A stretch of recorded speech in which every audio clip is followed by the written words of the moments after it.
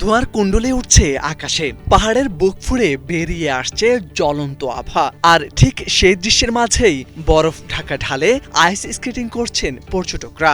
ভয় আর বিস্ময়ের এই যুগলবন্দি যেন ছুটির দিনে নতুন রোমাঞ্চ হয়ে দাঁড়ালো তাদের জন্য।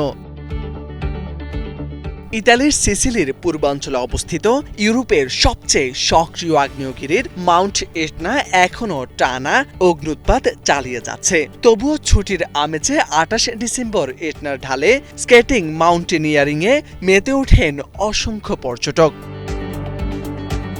অগ্ন্যুৎপাতের আশঙ্কা বাড়ায় ইতালির সিভিল প্রোটেকশন বিভাগ ২৭ ডিসেম্বর মাউন্ট এটনার সতর্কতা স্তর সবুজ থেকে হলুদে উন্নীত করে। এতে বোঝা যায় যে কোনো মুহূর্তে আগ্নেয়গিরির তৎপরতা আরও দ্রুত ও ভয়াবহ রূপ নিতে পারে। তবে সতর্কতার রং বদলালেও পর্যটকদের রোমাঞ্চের রং ফিকে হয়নি। আগ্নেয় ছাইয়ের মেঘ কাছ থেকে দেখার লোভ আর মনোরম আবহাওয়ার সুযোগে অনেকেই ঝুঁকি নিয়ে উঠেছেন বরফ ঢাকা ঢালে।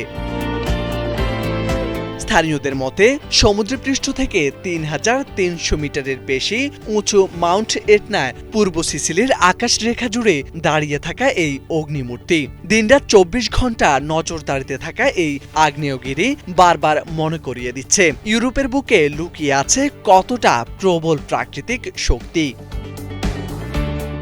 ঝুঁকি আর সৌন্দর্যের এই সহাবস্থানই হয়তো এটনা এখনো টানে মানুষকে, যেখানে আগুনের গর্জনের মাঝেও মানুষ খোঁজে রোমাঞ্চ আর ভয়কে জয় করে উপভোগ করে প্রকৃতির ভয়ঙ্কর সৌন্দর্য। মোরশেদ আলম, বাংলা ভিশন।